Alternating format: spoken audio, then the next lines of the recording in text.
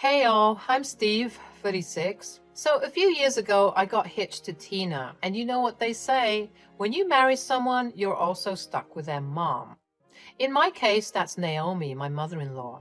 Now, I'm cool with family stuff, but Naomi was a pro at pushing my buttons and making me doubt myself. It felt like I was trapped in an endless loop of her nagging and insults. Yikes, right? But hey, love can make you do crazy stuff, and I love Tina like crazy. So I put up with all the Naomi drama and kept my cool. I was determined not to let her toxic vibes mess up our relationship. Tina was totally worth it. As time went by, though, I noticed a change in Tina. She started acting distant and withdrawn. It was obvious that something wasn't right. So one evening, while we were snuggled up on the couch, I finally got the courage to talk to her about it. Hey, babe, I've noticed you've been a bit distant lately. Is everything all right? So there I was, sitting with Tina, and I could see she was struggling. Her eyes looked all frustrated and sad at the same time. After a moment of hesitation, she let out a sigh and started talking. Steve, I love you, but I can't help but feel like something is missing in our relationship. Man, my mind was going crazy, trying to figure out what she was saying.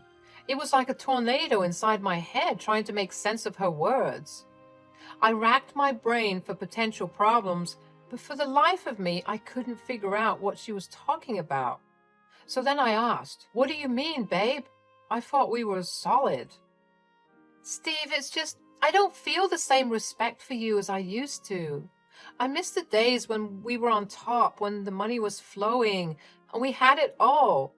I know it sounds shallow, but it's how I feel. I was used to a certain lifestyle, and now, I don't know. What the hell? Her words hit me hard. I'm not going to lie. I couldn't believe it had come to this point. Was our love all about money and success? It made me so mad, hurt, and confused all at once.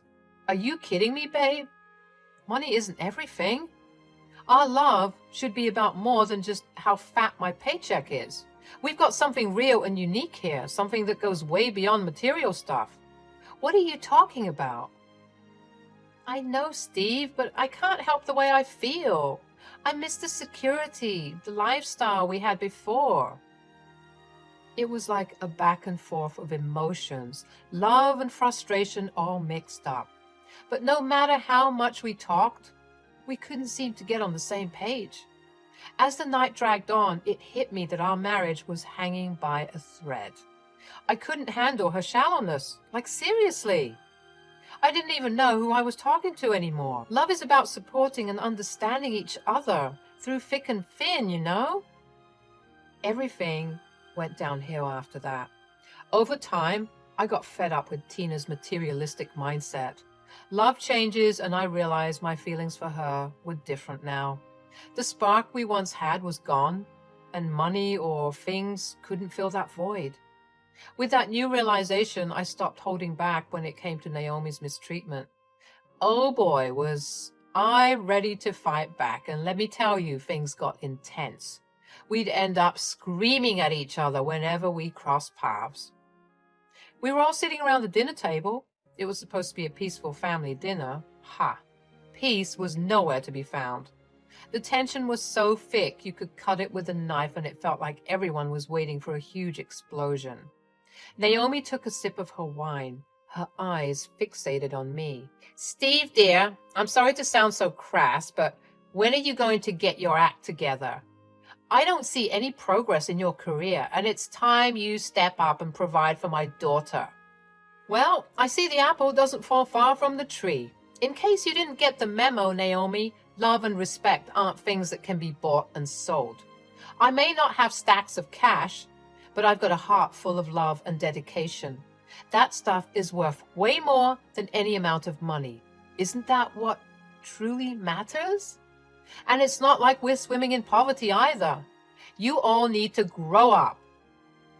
Oh, she was really mad after I said that. Oh, that's rich coming from you. You're the one who needs to grow up, Steve. Love won't pay the bills. Love won't pay for groceries. Yeah, love is important, but come on, Steve, don't be delusional. In this economy, a man is nothing if he doesn't have more than enough money. Our fights got crazy intense, each one full of bitterness and resentment. We were throwing words at each other like daggers, tearing apart our already wonky relationship. I won't get into all the nitty-gritty, but it was way out of control. I might have said some seriously harsh stuff that even makes sailors blush, but I didn't care. I was tired of her crap.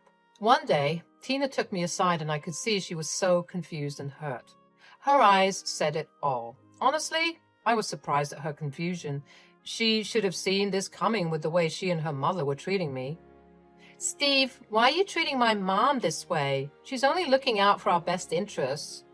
You need to stop acting so rude. It's getting out of hand. I took a deep breath, steeling myself for what I was about to say. Tina, I gotta be real with you now. The truth is, I don't feel the same love for you anymore. I mean, who are we kidding? Our marriage has turned into this messed up fight over money and lack of respect, and it seems like we won't ever get on the same page. I think we should get a divorce. Steve, you can't be serious. We've built a life together. What about our dreams? What about me? Tina, dreams change. People change. I can't keep living a lie, pretending that everything is fine when it's not. We both deserve to find our happiness. And since I can't provide that to you, I think it's best we just call it quits. I hope there's no bad blood. It's just, I can't handle this anymore. And just like that, the bomb dropped. It hit us like a ton of bricks. Everything just fell apart. Our marriage just crumbled, leaving behind a mess of broken promises and shattered hopes. We had to face the truth that it was time to go our separate ways and find our happiness.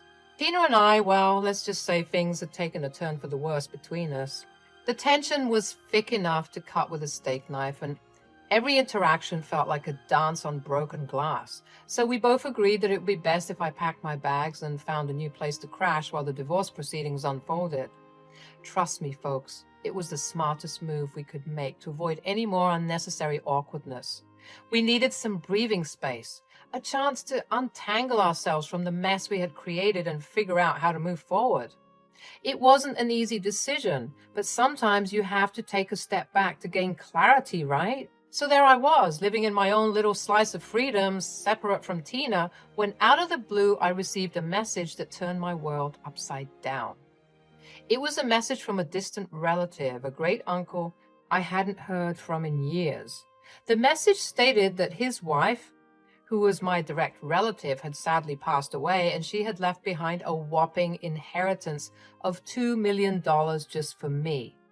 Now, you might be thinking, Steve, this sounds like some elaborate scam. And trust me, I had my doubts too. My initial reaction was pure disbelief. I hadn't been in contact with my family for so long.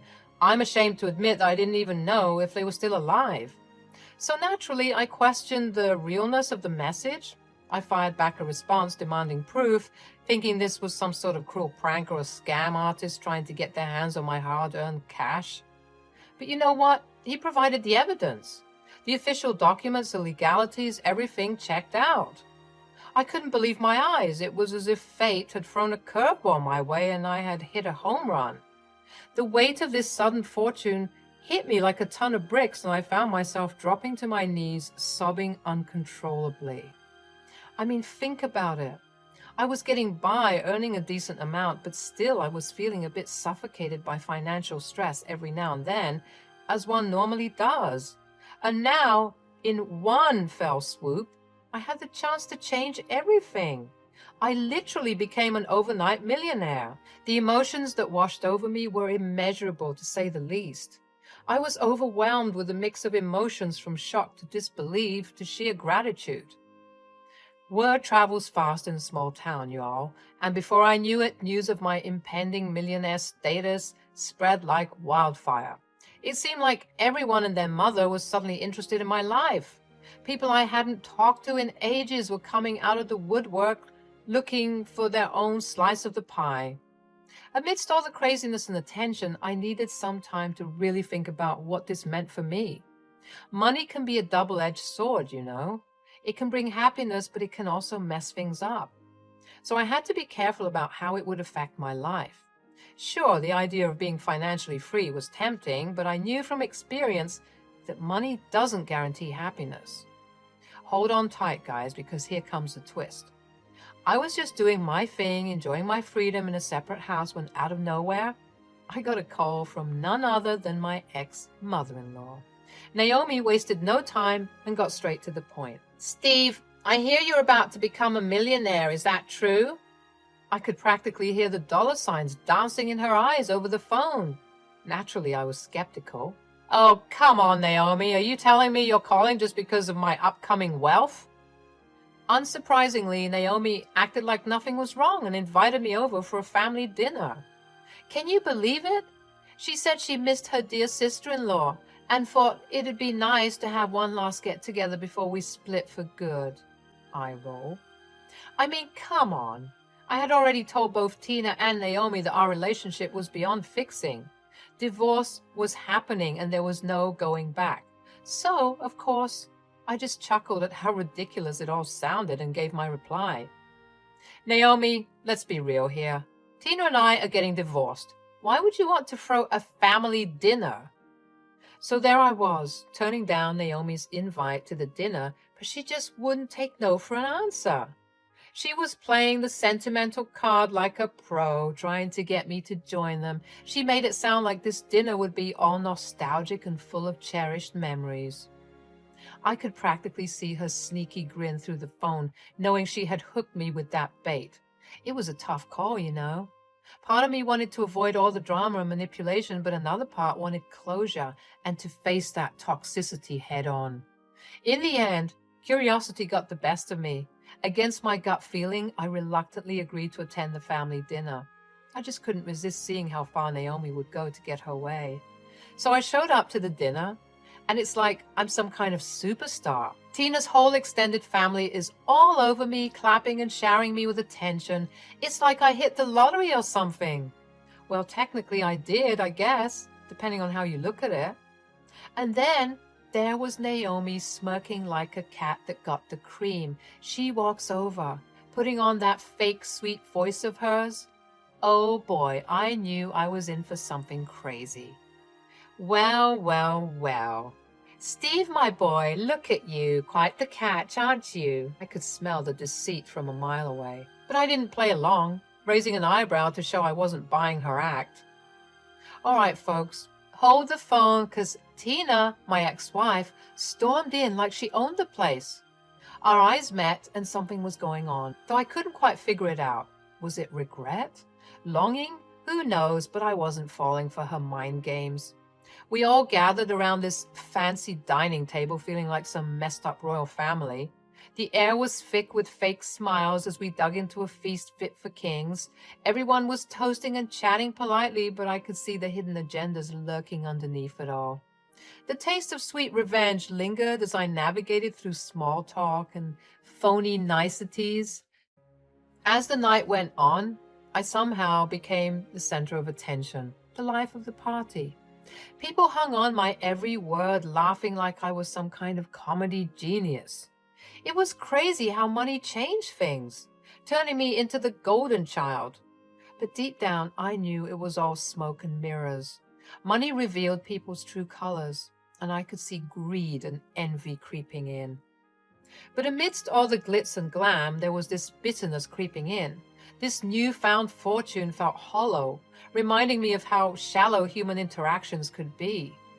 I couldn't help but wonder if it was all worth it. All right, now get ready for the juicy part. Naomi, that conniving mastermind, cornered me in the bathroom like a predator. She had this sly smile on her face as she pitched her grand plan of reconciliation. "Steve, darling, I just wanted to say, Tina really misses you, and I miss you too." Oh boy, here we go again with the sweet talk. She started going on and on about how the distance had cleared up some things for Tina and her, and they all of a sudden realized that I was actually good for Tina. But little did Naomi know I wasn't about to fall for her tricks. I saw right through her desperate act, all the sugar-coated words and false promises. It was time to turn the tables, to play my own game of manipulation, so I played along, nodding and feigning interest in her remarks. So instead of telling her to kick rocks, I had this mischievous idea. I decided to get back together with Tina, but with a twist.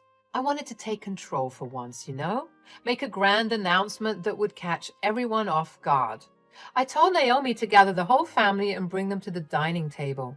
She thought she had won, but little did she know about the master plan I had brewing in my head. As she hurried off, I couldn't help but smirk to myself. It was going to be epic. So there I was, sitting at the table enjoying all the curious glances and whispers from my ex-in-laws. They had no clue what was coming. And then the big moment arrived. Naomi led everyone back to the table, all excited. I stood up, took a deep breath, and raised my glass, grabbing everyone's attention. Ladies and gentlemen, I have an announcement to make. Everyone hung on to every word I said, practically hovering off their seats. I know you're all thinking about my relationship with Tina and whether or not there's a chance for us to rekindle what we had. Well, I'm excited to announce that I'm single. The room was filled with disappointed sighs and confused murmurs. They low-key thought I'd give in to their pleas and change my mind about the divorce like we'd all live happily ever after, but I wasn't falling for it. I couldn't ignore what was going on, the fake concern they all had ever since they heard about my newfound fortune. So I looked around the table, locking eyes with each one of them with a firm stare, silently letting them know that they were stupid for thinking I'd ever come back.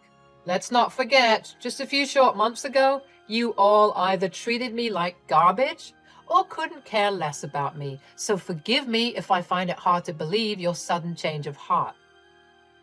Naomi and Tina went into full-on begging mode, trying to convince me that they were totally genuine about wanting me back in the family.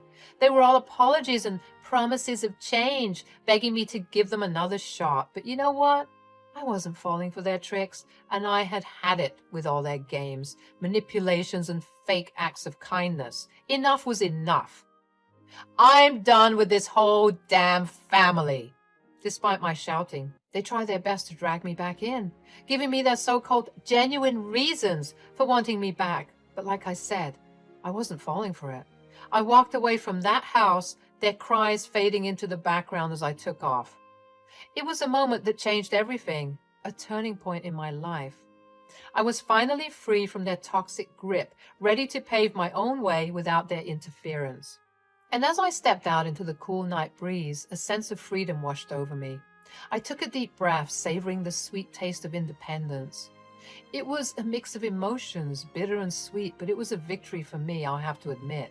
From that point on, I made a promise to myself.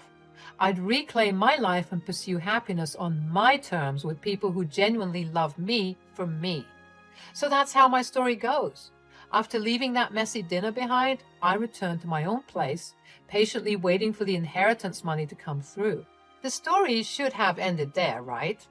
Unfortunately, no. Naomi and Tina just wouldn't leave me alone. They kept calling and texting, desperate to get me back. They promised to change, to do better, or whatever that meant.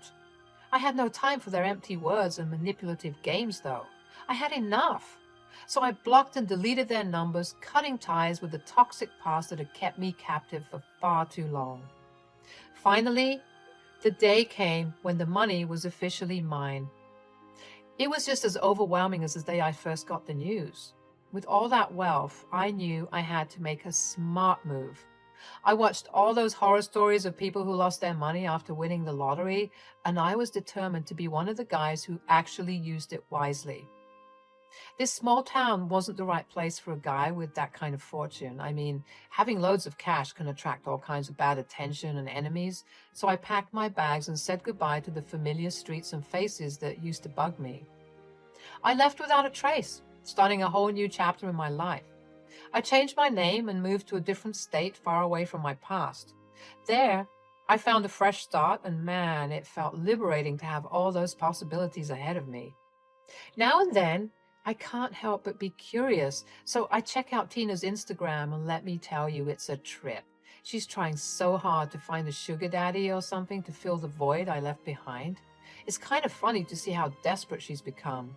chasing after materialistic stuff in a hopeless quest for happiness. Her thirst traps are trashy, but I wish her all the best. As for me, I'm just chilling. I've come to realize that true happiness isn't found in all that shallow wealth or the messed up relationship that used to haunt me. I found peace in my newfound independence, living a life that's free from their toxic grip. So, take it from me, guys. Money isn't everything. Sure, it can get you fancy cars and big mansions, but if that's all you're worried about, then your life won't be worth living.